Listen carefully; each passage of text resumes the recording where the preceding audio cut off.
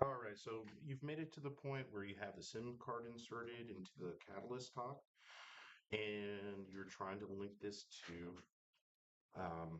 your o-kam.pro app. You can download the o-kam.pro app for Windows, Apple, Droid, and APK. The link will be provided in the description below. Um, I'm going to pause it here, and then I'm going to walk you through going through the o-kam. Network connection succeeded. All right, so Use app to add device. you should hear something along the lines where it says that SIM card detection has succeeded, and it wants you to add the device to the app. So we're going to go into o-kam Pro.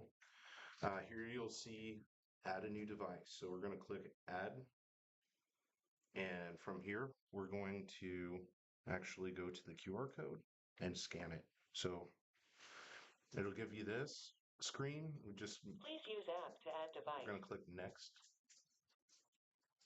You're going to put I heard a beep or I see a steady light of the indicator. Now, mind you, you should see a solid blue light on the camera, and it should still be asking you to add the camera to the app. So we're going to press next, and then it'll start connecting. So this will take probably about a minute or two, but once it gets through this, it will be on your o-kam Pro app. Now, I'm using the mobile version on Droid.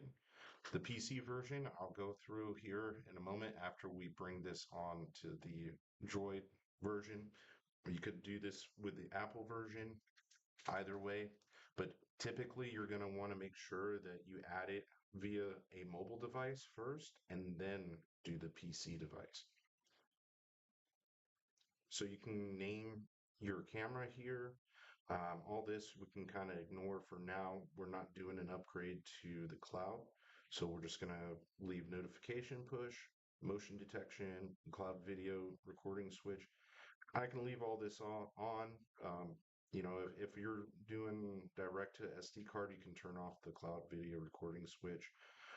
If you don't want to receive push notifications, you can turn that off. And then you'll have also motion detection. I leave that on. Okay, so it's asking me notification permission is not enabled. And actually, I just got a pop up to upgrade for the cloud. I'm going to think about that. If I had an SD card, it may or may not ask you. If it does, just think about it and it should be okay. Now, it's prompted me on the notification permission because I turned off the push notifications. If I wanted the push notifications to come across, I need to go to settings and then turn off the or turn on the push notifications rather. Okay, so from here I can see the actual camera.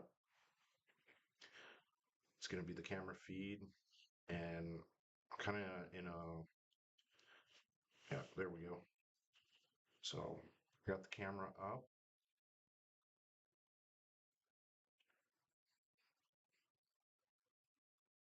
And you can control the camera from here. One thing I wanted to mention, um, if you're looking specifically for your um, your settings for motion and sensitivity, it's going to be under device settings.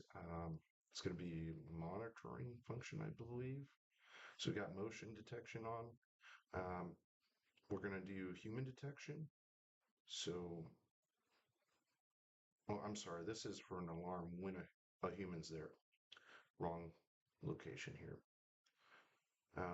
We can turn person tracking on here. You can also do motion detection frequency. So how often it'll actually detect motion and detection distance. This is where we're going to want to put this as far.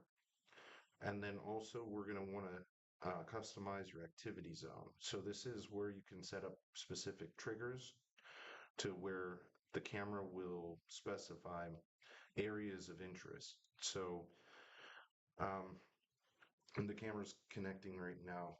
Just give it a moment here. But basically, you're going to smear the areas or erase the areas that you don't want to record. And then you're going to leave everything everything else, um,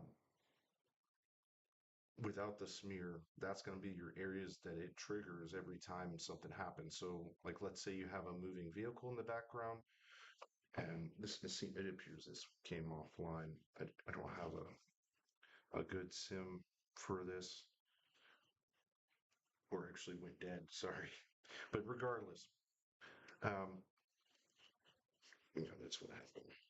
Regardless, you know, if you're focused on trying to get a truck or vehicle movement, let's say in a parking lot, then you'll want to define exactly where you want that trigger to occur. So um, this camera may come back online. It should. It just went dead. So I'm going to pause the video while this. So we're back at it. The setting I was going through on this camera, we'll go back into it, but basically we're going to hit more. You can set up the activity zone from here.